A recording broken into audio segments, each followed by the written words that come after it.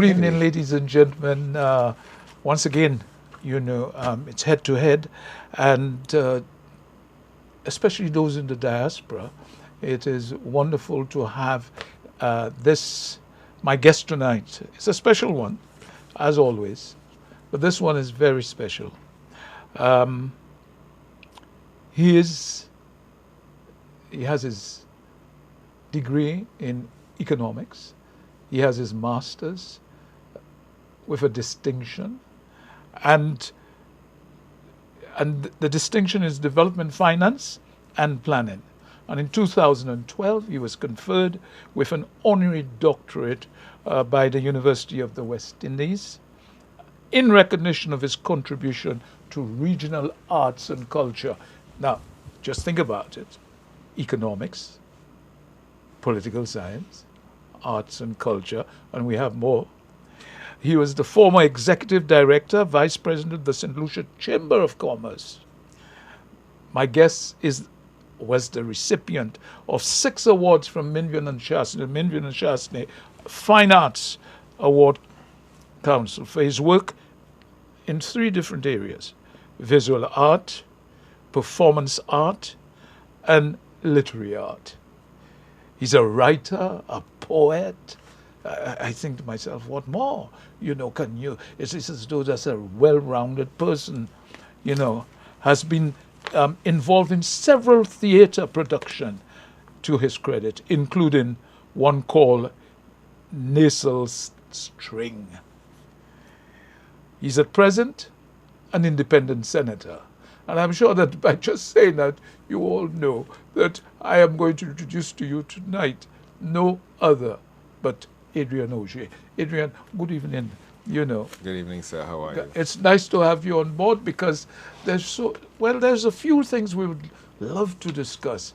But, the first thing I want to ask you is this, that looking at all the things I spoke about, because I know that from, talking with you, you also love art as a young man. And then immediately that came into my mind, that in the old days, our fathers wanted us to be lawyers, doctors, economists, this sort of thing. But art, they would say, oh, no, I'm not paying my money for you to be in art. So consequently, I'm saying you wanted to do that, but you left that, gone to do what daddy wanted, because I know your dad was an engineer, and I can't see an engineer saying to his son, yes, be, in those days, not now, be an artist. Is that the reason why you decided to go into economics and political science? No. No. No.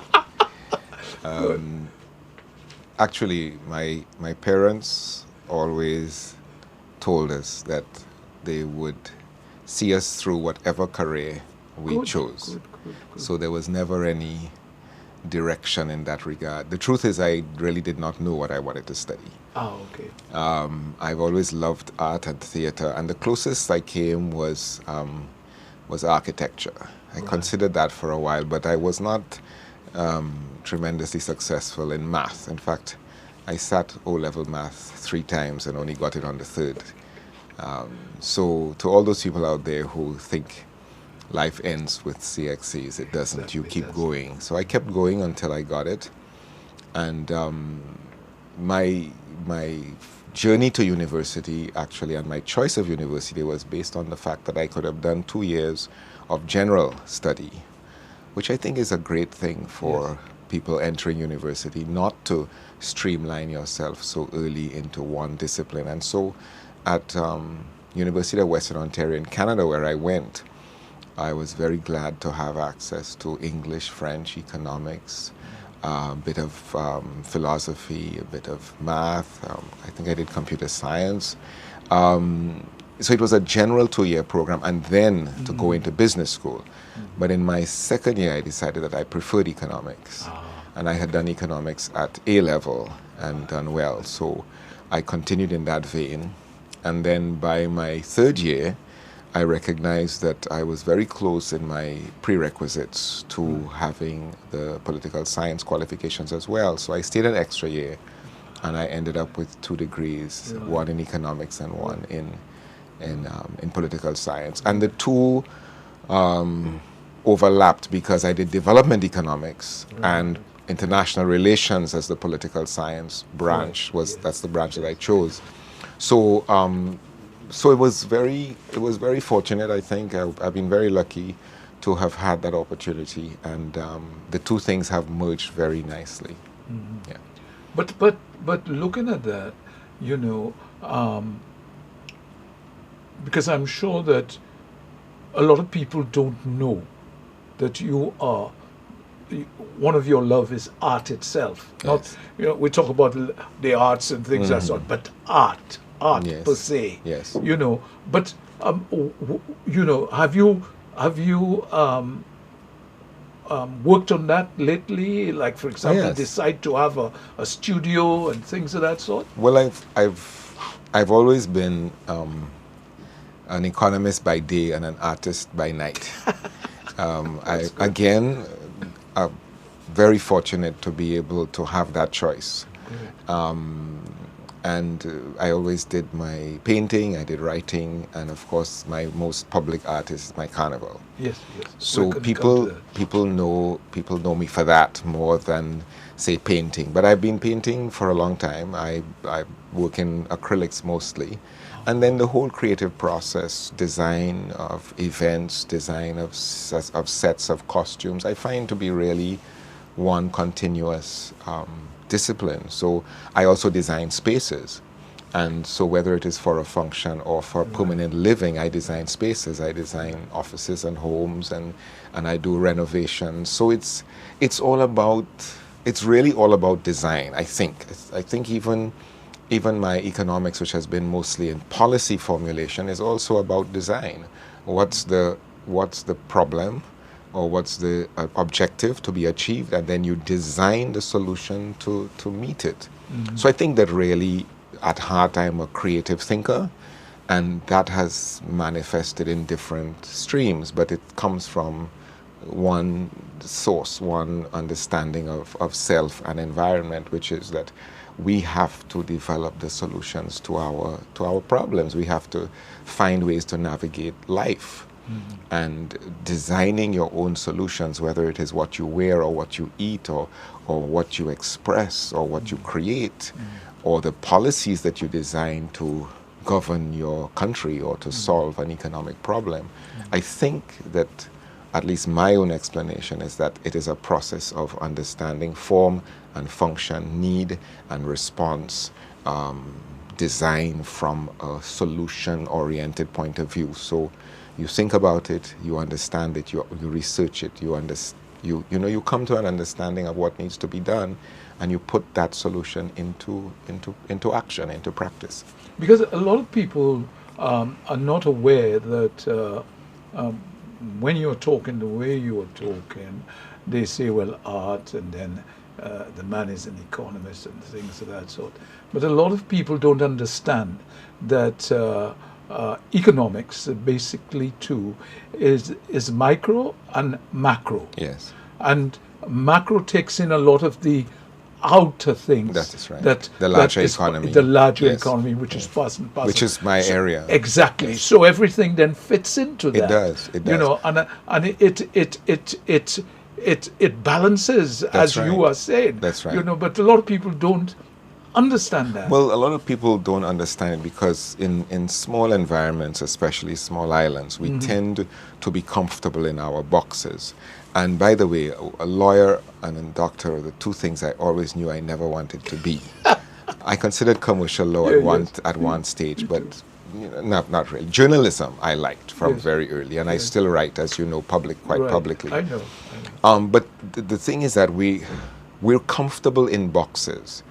And it's one of the things that we need to reassess as we develop as a nation, that there is no law that says you have to be one thing and only one thing.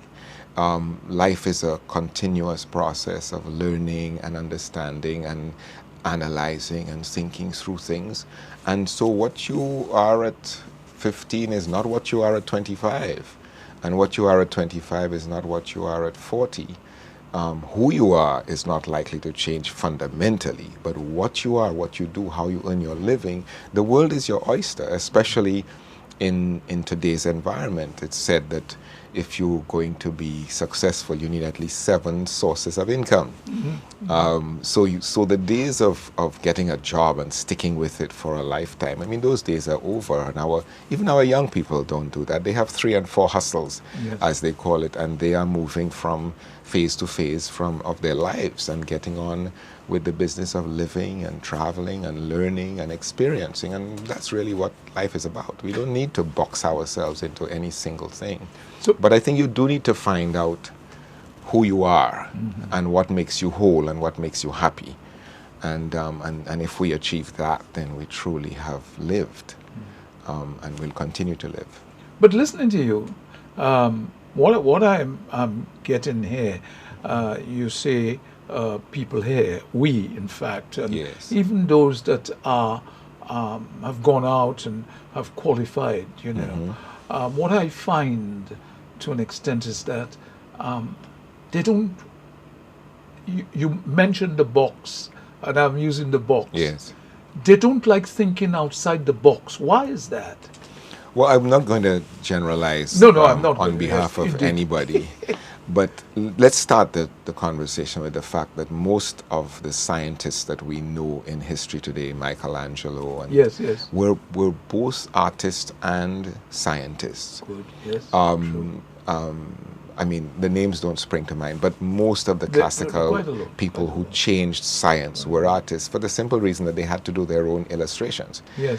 In the absence of photography and the Yes. and the printing machine and so forth. So these things have never been so far apart. Even but Einstein, even Einstein, there you go. Einstein theory, There you and go. things of that sort. He had to be thinking Exactly. outside all Exactly. the time. You know. That And the visual message is also extremely powerful. So to explain concepts, the ability to be able to draw or paint or otherwise illustrate is very, very important. So I spend a fair time of my day, even now, sketching out things that I want people to understand, whether it's a relationship between input and output, or production and process. I'm sketching because we are very visual people. And I am very visual. So if I want to communicate a concept, it's the most natural thing. Even in economics, it's the most natural thing to sketch it out. Correct. So there is no need to believe that dexterity here, it has nothing to do with dexterity here. Yes. I mean, it is one. The human spirit is a phenomenally capable thing, and we ought not to be thinking of ourselves as being less than or somehow disabled by the very profession that we have chosen. I mean, Exactly. so, it's... But you know when talking to you now, and I did mention micro and macro, but what a lot of people don't even realize in the modern era that we are in now is that there is such a thing in economics which we call social economics. Of course. Yes. And that takes in Yes. a wide range of, probably everything, really. It is. And the more we can build those bridges and not isolate in separate disciplines, the better for us. So social economics, which takes into account the reality on the ground of people Yes. and need. And I mean, that's really where we need to be going with these sciences, so that, because economics is a social science, it's not Exactly, just a it science. So is. it means it's the bridge between the two worlds of science and art and humanity, and understanding people who should really be at the heart of everything that we do. Yeah, but Adrian, but people here, when they talk about, I hate to say that, economics, they never think of social economics. Well, I wouldn't say never, but Very seldom. But you know that we have a development model which is substantially flawed, in that it has not been revised in the last 40 years, That's probably. fact. And classic development theory, as developed by our own Sir Arthur Lewis, has lost its currency, not because it's not relevant or not accurate, but because it's largely not read and not understood. And so we have this perversion now of his incredible thinking, where we have become so hung up on foreign investment, for example. Sir Arthur Lewis talked about investment by invitation. Industrialization by invitation. Because he was looking to deploy surplus labor, Correct. surplus unskilled labor. He did not see that as a means to live with. He saw that as a methodology for increasing standards of living. And instead, what we have stalled in is a process where we've almost developed a sort of conspiracy with the external investor to come and exploit low wage and low skills, which is not a sustainable model. Exactly. But we have not seemed to have made the transition between creating jobs and creating mobility and social development. And we need to be asking ourselves, what is the cost per job created, for example? So if you're spending money to create employment, you need to look at other uses of that money and say, for example, okay, so if I had just trained people better, if I had put that into early education, for example, would I end up with a better, more enlightened, more employable citizen? And I'm very concerned, especially in the light of recent debate, recent conversations, social conversations about such things as what I like to call economic dignity, how people actually exist. Adrian, I'd Yes. like to hold you there. All How right. people exist. Yes. I think that is very important, and we're going to take our first break, and we have to continue on that. So, Okay. those in the diaspora in St. Lucia, just hold on because we are going for our first break. We will be back soon. Welcome back to Head to Head, and we were talking, and Adrian was formulating something here for us that was, for me, very important. And Adrian, as you were saying, Yeah.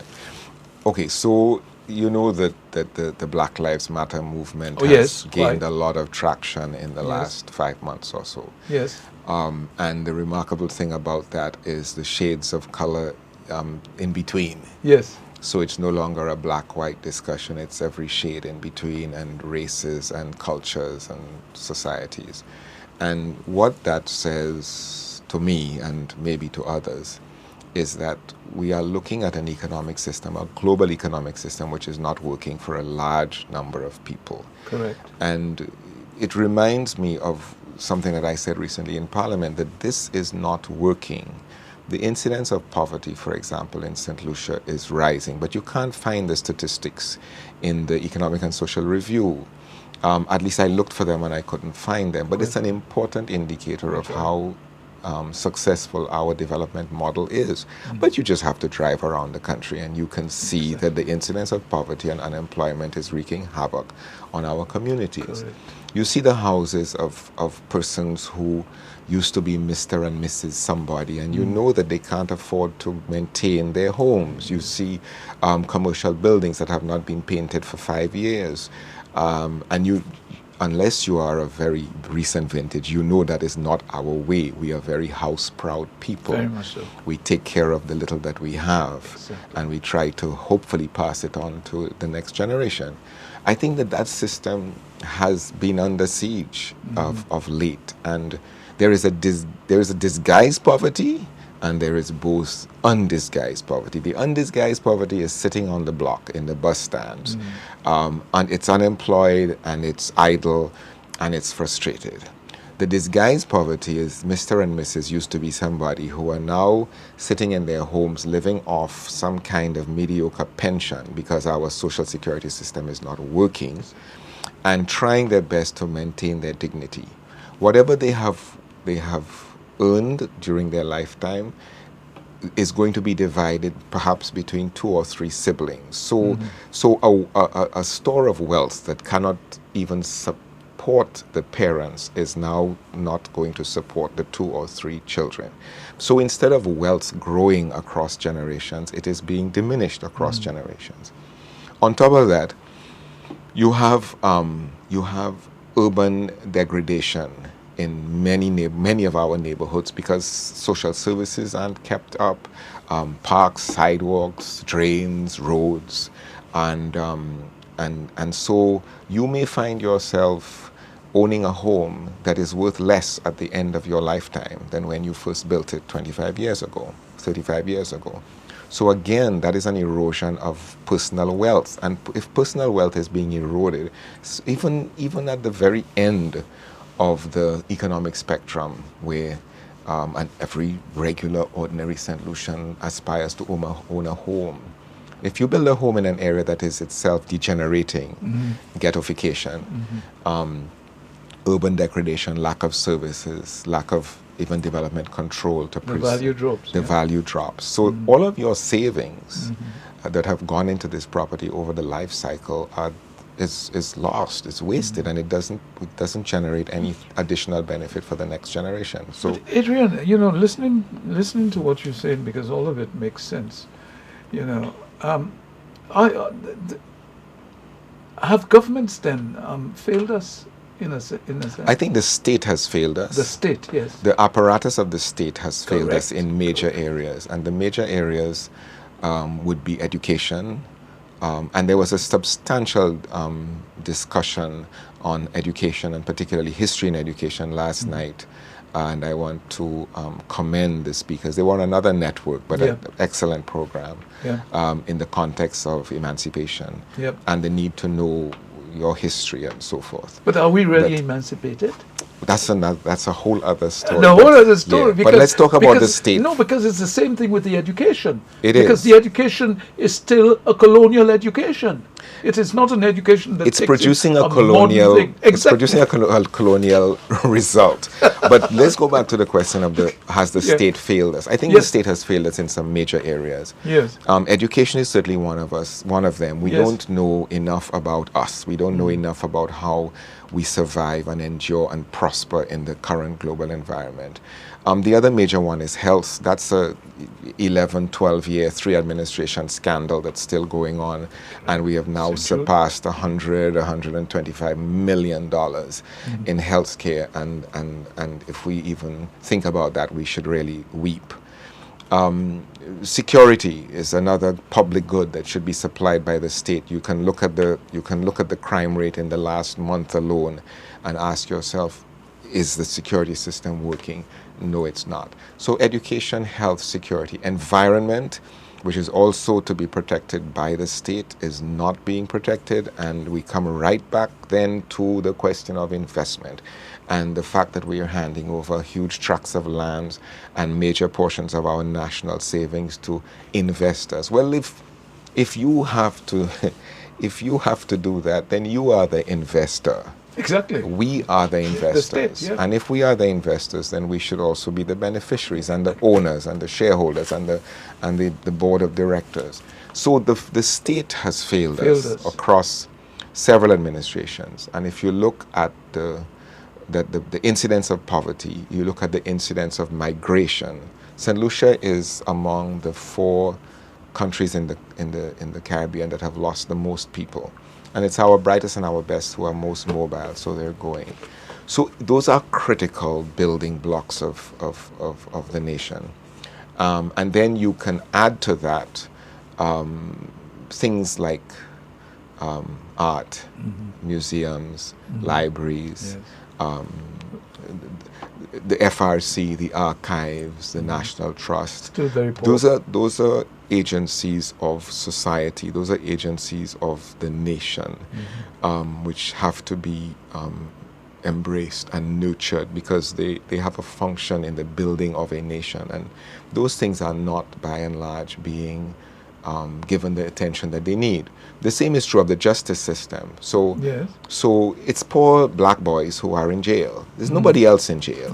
It's poor black boys. Let's face it. If you are not poor, you probably won't go to jail, no matter what you do. And it's like Trump saying, I could walk down the street and shoot somebody, Yes. or fondle somebody's Yes. parts, and nothing Yes, will happen. nothing will happen, yeah. And these are the areas in which I think the state really has failed us. The emphasis or lack thereof on culture, for example, as a fundamental anchor of national identity, underfunded, consistently underfunded. So we may have an economy, but we don't seem to have equity. And an economy without equity is really just a machinery that's benefiting somebody else. But don't you think also that when you're talking, as you're mentioning, and you did mention education, don't you think that our educational system should be targeting a skills society? Skills education, to have that skills society, because with the skills society we can get investments, because they will say St. Lucia has those skills, or the youngsters have those skills, because we are not, because as you were just saying, Yes. we have a lot of bright youngsters who go overseas and they don't come back. Yeah, Because they don't come back, but because what are they coming back to? So yes, well, I prefer to use the term the knowledge-based economy. Yes, Skills still has carries the concept of hands-on stuff. Well, I was as talking about opposed- technological skills, Yes, as opposed to engineering, brain. and, yes, on and stuff. things like that. And it relates back to my own experience of having a good liberal arts education before I specialized in economics, and so Right. therefore appreciation of life and the world than a lot of people have been lucky enough to have. So if we continue to build people for the employment machine, as opposed to build people for citizenship, for nationhood, for community, for family, then we're really just back to this business of applying bodies to bagasse on the plantation. I just saw an ad for a resort that is opening up in Soufriere. And of the 11 or so positions or types of positions that were being advertised, 11 of them were for low-end jobs. Now this is a resort, it's advertising, so I presume it's a bona fide ad. I don't think it was fake news, because I actually drew it to the attention of the SLHTA that this is quite a statement that a new resort is opening up in St. Lucia, tourism being the lead sector. And the jobs that are being advertised are all low-end without exception. Now, yes, unskilled people need to get jobs, but why are we building unskilled people in this day and age? Correct. When we have enough educational capacity in terms of physical infrastructure to train everybody in St. Lucia in 3 years or less? Why is our school plant and machinery sitting down after 2:30, 3 o'clock in the afternoon when we have a whole population who is in need of remedial education, remedial mathematics, better understanding of history, geography, and then also practical skills, civics, parenting, health and human services? We can be training ourselves for life on this island, which is not only about getting a job. And it really bothers me that I see young men coming out of school and within a week or two, if they're lucky, or a month or two if they're lucky, they're on the back of a truck going to a construction site. Because it speaks to the wage cycle that they're going to be stuck in for pretty much the rest of their lives. And I don't think that's good enough.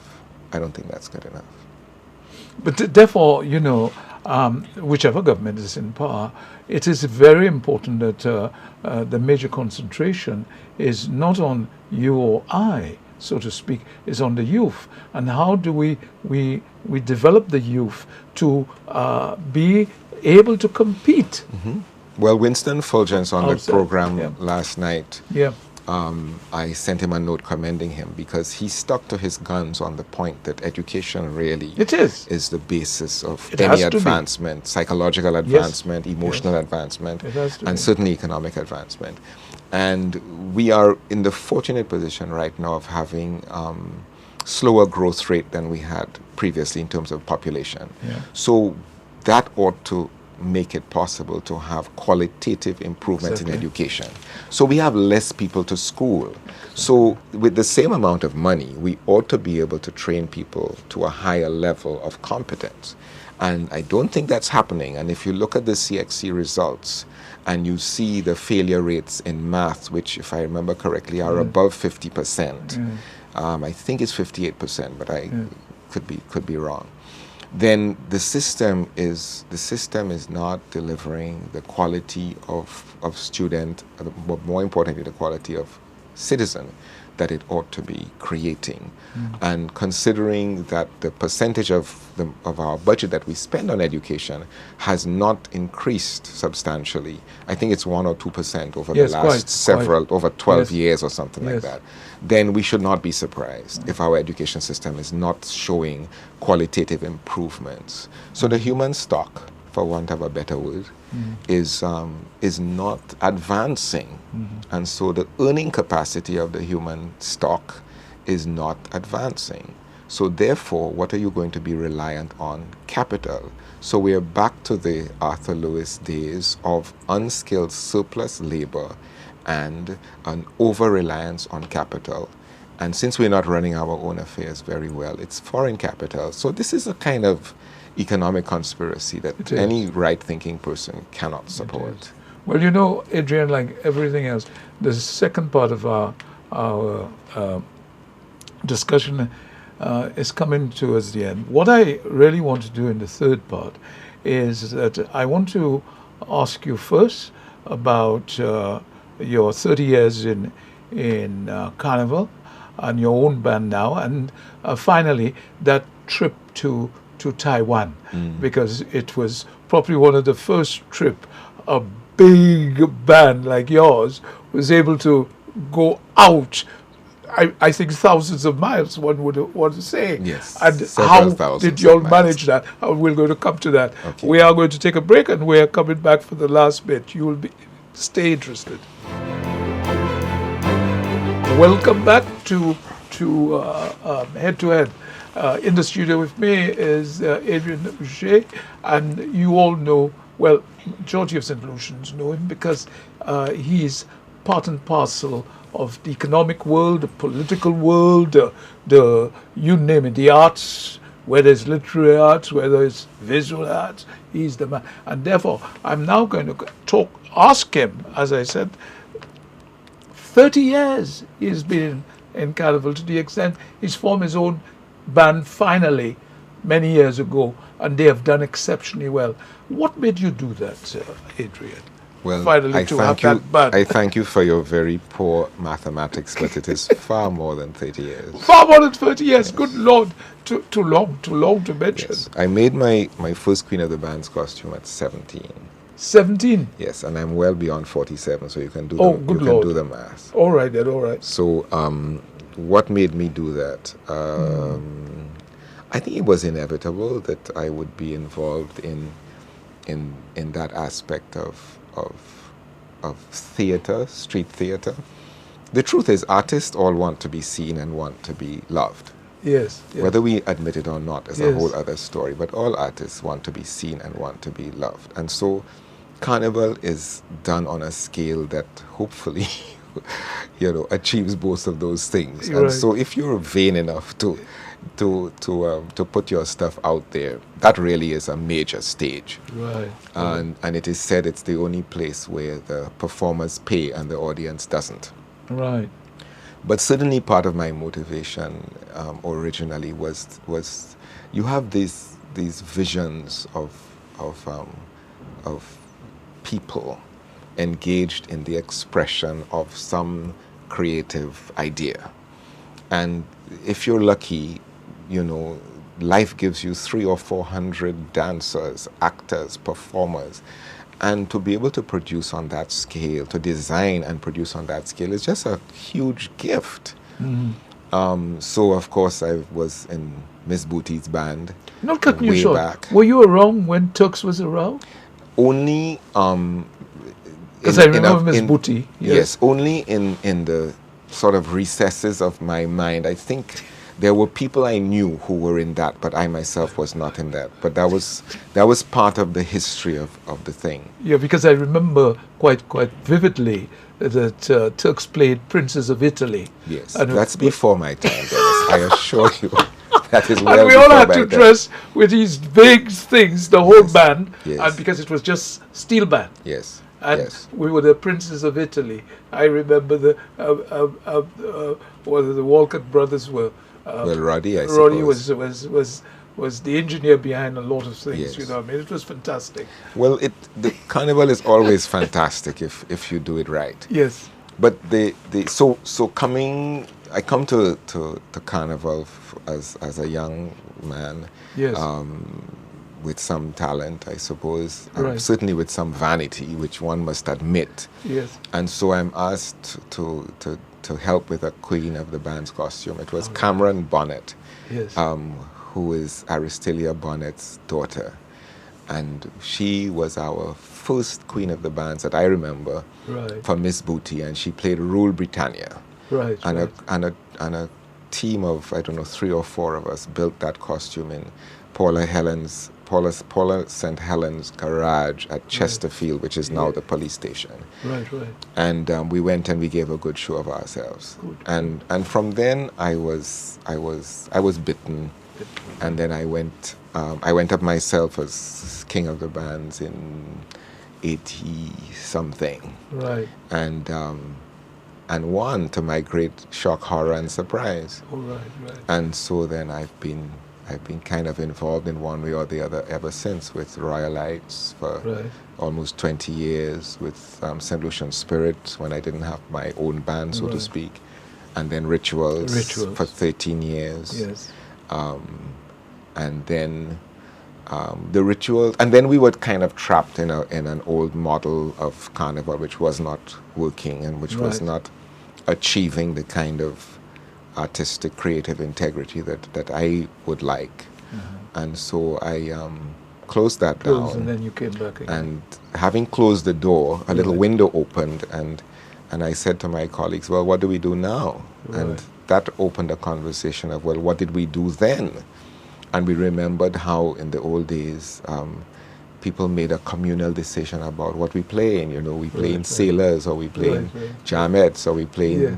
U.S. Army in Vietnam, like Right. the cozy guys used to do. That's cozy. Yes. Yes. And we said, okay, well, why can't we go back to that? Why can't we go back to thinking up our themes and making our own costumes, and just playing the mass we make and making the mass we play? All right. So the Tribe of 12 has been a wonderful retrospective in that regard, but phenomenally avant-garde, phenomenally a leader in the rethinking of the carnival. And if you wanted to have carnival tomorrow, I can assure you Tribe of 12 is capable of coming out on the streets, Right. because we do not rely on people outside of our country to express our culture. Yes. Quite. We make our mass, and we buy our materials, and we make our mass, and we try to do a mass that is relevant to us as St. Lucians, as Caribbean people, as black people, as people of color, because we have people of all colors. Right. Indeed. We also have people of all ages, from Correct. the very young to the not so young. And it has created a space where people can learn, discover, create, explore, and enjoy. And I would like to think that that is what Carnival is really about. Adrian, when this whole thing was being brewed up for you to go to Taiwan, what did you really think at the time? Were you apprehensive? Because No. to take all of this all the way to Taiwan, did you? And not only that, what would I expect in Taiwan? Not realizing the Taiwanese are very culturally minded people. Yes. You know. I was not apprehensive at all, Good. except as far as the logistics of travel and shipment were concerned. And Right. that was the greatest source of stress because our people here just, the authorities were not moving at the pace that I wanted to move. Right, right.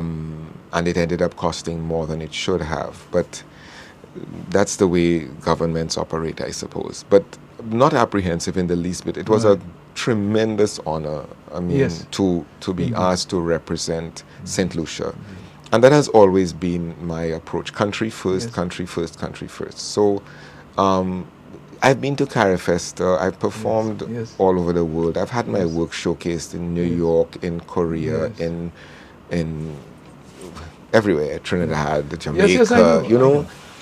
So getting there and I mean, we've toured to Dublin, to the Dublin Theatre Festival. We've Yes. been to Senegal for the Festival of Black Arts and Culture. Yes. So moving stuff around is not Yes. so incredibly difficult as it used to be. So we just did what we had to do. We dismantled, we packed, we wrapped, we boxed, we shipped, and we sat there. And eventually the stuff was all air freighted. But travel is exciting. Travel It is because you arrived there on the it's second. knowledge. On the second, and Yes. you had to prepare until the Yes, 10th. yes. But we had a because for the big phenomenal day. team. So, We yes, had you a had 7 of phenomenal you. team of people. Yes, indeed. And people who were dedicated to getting the task done. Mm-hmm. And we were of the same mind. Guys, we came here to do one thing, and that's represent our country. Right. That is it. Nothing Right. else matters. Right. Any conflict, any personality disorder, you're not important. I am not important. You're not Exactly. important. What is important is St. Lucia, Right. and we worked like dogs around the clock to do what we have to do. It's as simple as that. And then And then we limed. yeah, yes, I know Yes, that. I know. after. You would have to, and Yeah. ate good food too. I know all that too. The dietary experience was a mixed bag for many of us, but you know, But you have to get used to Yeah. Taiwanese Cuisine. Cuisine, you know what I Yes. mean. But here you had this big. You're going into this big Yes. space. I'm not kidding. Well- And then the majestic foreign office or Yes. a thing in front of you. And not only that, but you know that didn't daunt us. no. We were But what in- I'm saying yeah. is coming into it, because I remember filming Carnival there, the sort of Yes. Carnival, Yes. the 10th celebration, Yes. and all the different costumes that come Yes. in. And I'm saying, here, among all of those, Yes. it's a St. Lucian band. Well, bear in mind we didn't go for the carnival as much as the national parade. That's right, that's National Parade, The- yes. And in our minds, we were the most glorious things there. But of course. And as St. Lucians, that is how we should feel wherever we go. There you are. But I want to also say, you know, beyond the vanity, I want to also say that the reception of the Taiwanese people to us coming through the streets was nothing less than phenomenal. Yes. And yes, all I you know. heard as we came round corners and the Yes. grandeur of the St. Lucian costumes filled the streets. There were streets that were too small for us, let me tell you. Because my costume alone is 32 feet wide. I know. And there were times when we could not get through easily, even in the downtown streets of Taipei. I know. But as you came around the corner and this entire blocks beheld the splendor of St. Lucia, I mean, it was like, oh, wow. I did not know, oh, wow, was Taiwanese. But apparently it's an international expression Exactly, of quite. excitement. And Quite. Because they show their when they're Yes, excited, they most show it generously. and the most in Most a generous generously, manner. yes. And you know, and I sat thinking when I heard that you were there, and I'm thinking, God, they will mob. It'll be like a mob. They You were know. very respectful. Yes. And they took a lot of interest in the wonderment of it, that how did Yes. we get these huge things to move, how did we manage to carry them, one person or one man, one woman carry these things. And it just should reinforce our own knowledge and confidence that we know what we're doing. Exactly. as St. Lucians. We are bright, capable people. And what we need is opportunity and sometimes resources, very often resources. But St. Lucia has more talent per capita than any Exactly. place that I have been in. But not only that, Adrian, you also, I'm looking at what you had there, you had the students also. the St. Yes, the Lucia St. Lucian students, students joined you know, us. they Yes. joined you and Yes. things like that. So, and for them And too. in two rehearsals, we got the, and we didn't have a choreographer. We did our own direction, our own choreography, Fantastic. and we brought costumes across from St. Lucia for them to wear. So not only Yes, I know. I not know only that. did we have Yes. two kings and one queen, we also brought individual costumes for the students who joined us. And they weren't just St. Lucian students, by the way. We Right, yeah, had the Caribbean. different Right, Caribbean, yes. and we had some persons who were not from the Caribbean, and Right. it was a joy to work with all of them. Fantastic. But Yes. but Adrian, to be honest, to be honest with you, I have been looking to see. I've seen some of the pictures, but I would love to see a video. The video is available. If you go to YouTube, I think you can still find it. It was broadcast. Oh yes, live because globally. for me, this now, when we talk about our carnival, Yes. For years to come, should be shown. As Yeah, I think an if you intro do to our if you carnival. do St. Lucia National Day celebrations, Taiwan, that sort of Google search 1010, which is the 10th of October, which is the National Day, it comes up. And there were several news clips as well, generated by the Taiwanese media, because after all, the president was in attendance. That's right, quite. And so it And she had, would have loved that, yeah. yes. And you know, she's the one who asked for us to I visit. know, So I know that. But one thing before we go, and we don't have much time, I just want to ask you one question, and with you being an independent senator, do you think that the Senate should be still a living thing in St. Lucia? yes, Yes. yes, Should it change?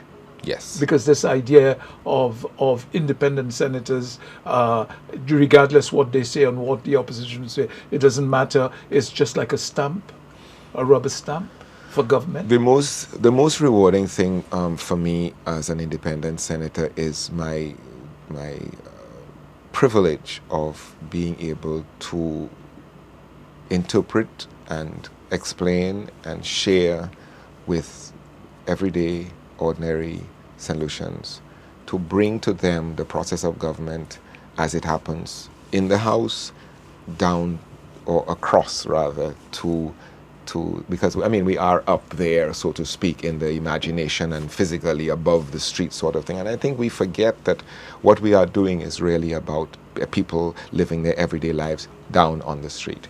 And the most frustrating thing about it is the numerical division that we have right now, that no matter what happens, it is unlikely that that matters will be sent back to the lower house. But lo and behold, it has happened. Yes, once. It has happened. Well, it's actually happened more than once. Well, I'm talking about this with this government. No, in this government, it happened more than once because we were able, Mauricio Thomas and myself were able to write in and ask for 3 matters to be reconsidered in the same setting. And I don't suppose it was by our insistence alone, but certainly those matters were taken off and sent back for further consideration. Good.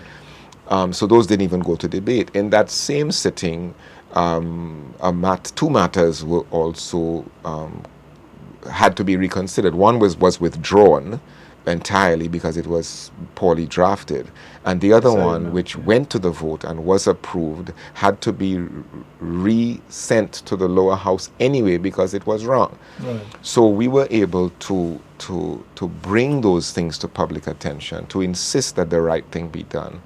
And the wonderful thing about that role is everyday St. Lucians who come to you and say, thank you, I understand when you speak, I understand, I get it. And I'm always very critical of myself because I want to make sure that I'm not lording it over anybody. I want to make sure that if I say something, it's easy to understand. And I mean, life is not so complicated. We take ourselves far too seriously sometimes. Okay. So do not doubt the ability of the everyday St. Lucian to understand what is going on. There is nothing that we are doing that is so highfalutin that the ordinary citizen cannot understand. Our duty is to make sure that they do understand. Good. And that we're not doing things in the darks and in the dark and in the shadows, such that we're afraid for them to see the light of day. Well, that is good to hear, the dark and the shadows, because at times I feel that being overwhelmed by this being in the dark and in the shadows. And I have to bring Adrian to an end as time is upon us.